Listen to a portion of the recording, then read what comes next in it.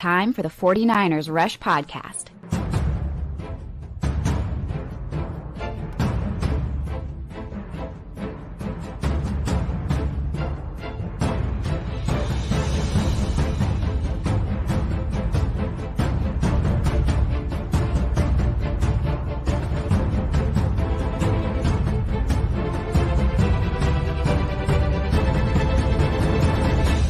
And here's your host, John Chapman. What is going on, faithful? It is absolutely to be with you again. Second time today. And, we had a little time before the next game, so I wanted to jump on. The stage is set. The NFC Championship, I mean, good Lord, who would have guessed it? The 49ers were the favorites to make it that far, but it was the Eagles, it was the Cowboys, the Seahawks. You remember that little fad that took place for a little while? No, it's the fighting Don Burr Lions, man. Absolutely love it. This could not have gone better. Yes, I wanted the Bucs to win. They didn't. Too many turnovers and whatever else, but they did do enough to get us to win our bet, which was huge. So we had them plus 16, which was really, really nice. So we got paid there. But look, it's Darren, 808. What's up, baby? Out from Hawaii. Lions are going down. And that's what it's got to be. This is the second NFC Championship game in the history of the Lions. That's crazy to me. That's just crazy. The second time they've ever even made it. Never won one. And so for those of you that are going to be buying tickets and stuff, I'm telling you right now, those prices going to shoot through the roof. So just best of luck with that. I don't know what else to tell you. Don't spend out of your budget and try to just constantly refresh all those ticketing apps. But, man, I'll tell you this. I'm pumped. I really am. I really am excited. I absolutely love this matchup. So much about it. And so the game's going to be 3:30 p.m. Sunday at Levi's, which is awesome. And, I want to break down just a little bit about what the Lions have done, what they haven't done, and all those things. But 49ers versus Lions, sign me up. If you would have told me the offseason, week 1, week 5, week 10, week 18, wild card, division round, hey, what do you think about the 49ers versus the Lions matchup in the NFC Championship? I'd say, yup, 100%. Let's go. Let's go. Shad, this is going to be a fun one. Right here, Troy, our Niners favored by 6.5 points. I said that on the show earlier today. I said 5.5, 6.5 points. That's my guess. That's where it came out. Full touchdown favorites. Now you were 10-point favorites and you barely eked one out, but we're not going to be dealing with the weather. The Lions aren't going to be playing at home in Ford Field with the huge audience and, home field advantage and all those things. That's not happening. They got to go to Levi's. It's not a rowdy place. Just the way it's designed, but still huge difference. You look at Jared Baby Giraffe Goff, he's 3-7 versus the 49ers for his career, including 5 consecutive losses against the 49ers, 5 straight losses. And that's both teams, Rams and, the Lions. Now, the Lions are playing well. And, I'm not discounting them. They're 12-5. They had the same record as the 49ers. They took care of business. They beat the Rams. They beat the Bucs. NFC's down this year. Like, beating the Rams and beating the Bucs warrants you getting into the NFC Championship. Yeah. I mean, it's rough. It's rough out there on these NFC streets. There's just not a lot of talented teams. But this is huge. And Shad, right here, this feels inevitable. And, it was just one of those things that was bound to happen. And credit to the Lions because they've done a really good job at not shooting themselves in the foot. Coaching mistakes, a lot of times I don't like a lot of what they do, especially, all the going for it. I love the mentality, but I don't know. That defense, it's suspect. But let's just be honest. So was the Packers.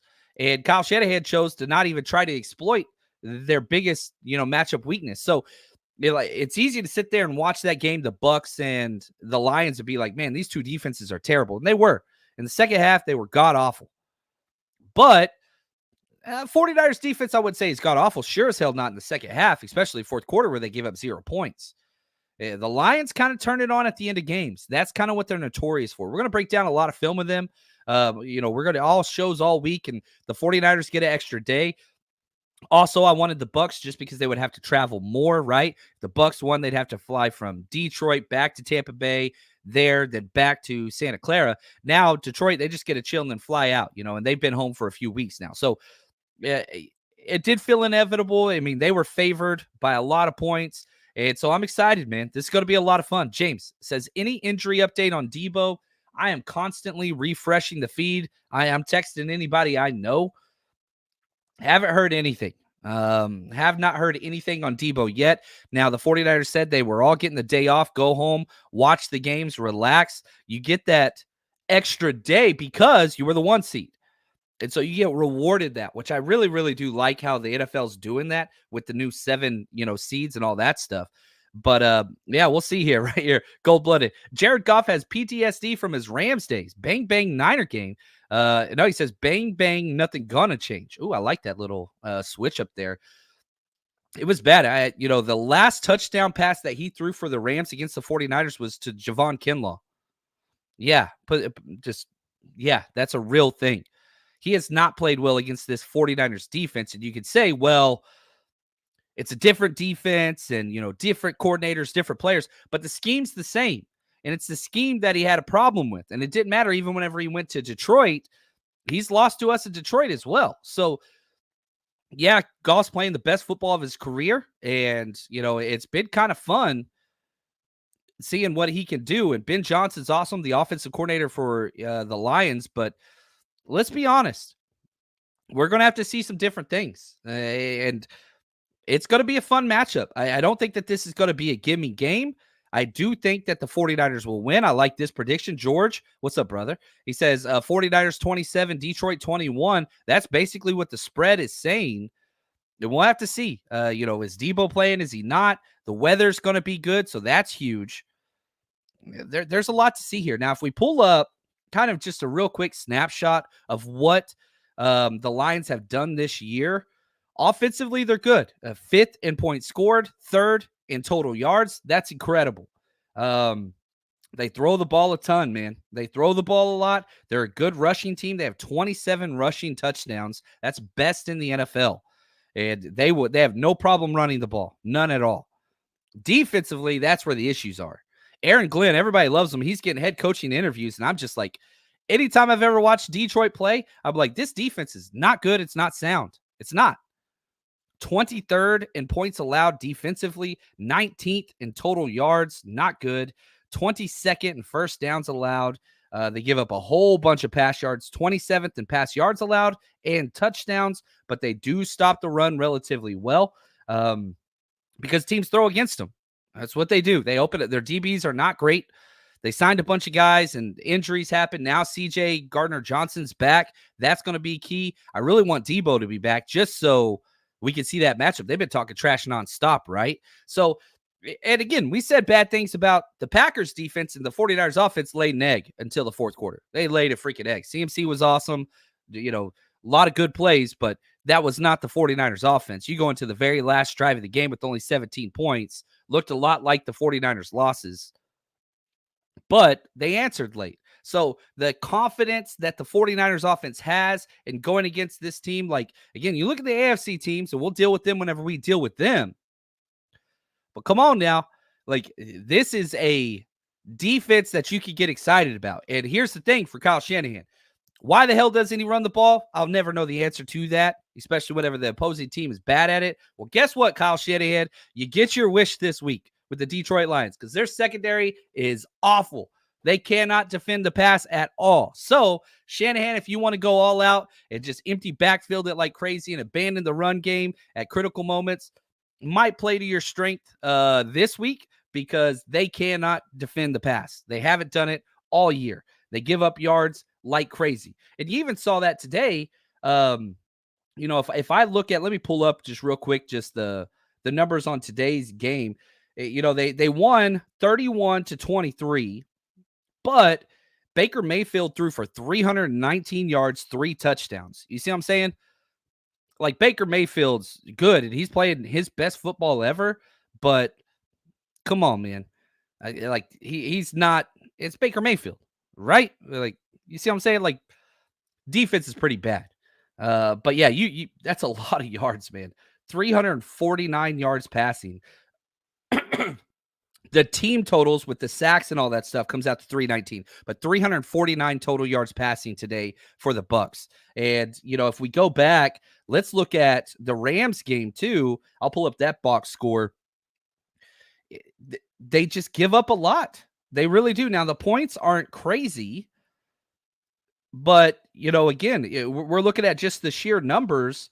The Rams had 425 total yards against this Detroit Lions team, 357 pass yards. So, they're giving up 350 pass yards, just repeat. So we'll see here. We'll kind of see what that looks like. And yeah, on offense, JP, you nailed it, man. Hopefully the kiddo and everything's going fine in the hospital, brother. Screen after screen after screen. That's what Ben Johnson does. Screens and tight end out routes. That's his favorite thing. Tight end drags, tight ends out. And then Amon-Ra St. Brown, hopefully we, put Charvarius Ward on him and just have him follow. That would be my idea of a good game plan, but we'll see. In the past, they've only asked Charvarius Ward to shadow wide receivers that are very, very physical and very, very tough and bigger bodied guys. Amon-Ra St. Brown fits 2 of those 3. He's not big, but damn, he's tough. Damn, he's physical. Damn, he's strong. So we'll have to see how they practice that this week. I don't want Ambry Thomas ever covering that man. That scares the living daylights out of me. So personally, I would prefer you put number 7 on number 14 and you just tell him, go get him. I think it's 14. I think that's what he wears because he's a damn good player. So anyway, all that to say, the stage is set. This is awesome. We're going to have a week, and shout out to the Lions fans. They deserve this. They've been through a lot. This is our 2nd NFC championship of all time. This is our 4th in 5 years. We've been to 19. The 49ers have a full season of just NFC championship games. The most appearances in the entire NFL for AFC or NFC in any championship game. The 49ers got that. Lions, I think it's been 32 years since they've been in the NFC championship. They never won one. Their fans are going to come out. They're going to spend some money. I'm telling you right now, they're going to be coming out because this never happened in a lot of their lifetimes. It's going to be fun, man. Shout out to the city of Detroit, which I do got to let everybody know we're going to be throwing a huge party in Detroit for the draft. The draft is there this year as well. 49ers Rush road trip. We're going to be out there. We're going to be, bringing some players and all that stuff. And, something I just thought of, guess where Ambry Thomas is from? Yeah, Detroit. That's where he was born and raised, grew up. Then he went to MLK High School out there. I could be wrong on the high school one, but anyway, he's from Detroit. So this game's going to mean a lot to him. So hopefully he plays up to the task because if Ambry Thomas has a good game, 49ers defense is going to be great. He's coming off the worst game of his entire career, missed tackles, penalties, giving up yards. I mean, you name it. It can't be worse. Can't be worse. So curious to see how that's going to go. It's going to be fun to watch, but man, I love it. I just wanted to jump on quick and just give a couple thoughts before the next game starts up, which, somebody asked me of the 3 teams left, who's the most difficult for the 49ers? And so I'm going to say this, the easiest team left in the AFC, I'm going to say is the Chiefs. A lot of people probably disagree with me. The second easiest, I'm going to say the Ravens, and the most difficult, I'm going to say is the Bills. As far as a matchup standpoint, in my own personal opinion, Chiefs the easiest, which is weird to say. Then the Ravens, even though they beat us, I'd put them 2.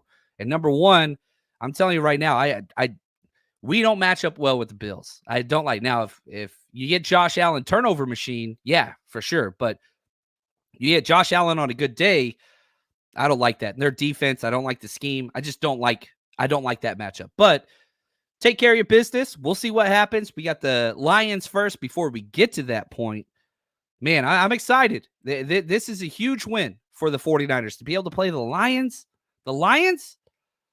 Baby Giraffe? Goff? Come on, man. I'm excited to talk trash. I respect the Lions. I respect their coach. I respect their team and their fans. But it's football, man. It's a sport. Talk your trash. And all the people that are like, oh, we should be talking trash after last week. Man, shut up with that, dude. No, you talk trash. We won. We keep playing. They went home. Why change who you are, right? Why change? I love it. You guys are the best. Enjoy the next game. And, man, we're going to have a lot of content for you guys all week. Until next time, stay strong, faithful.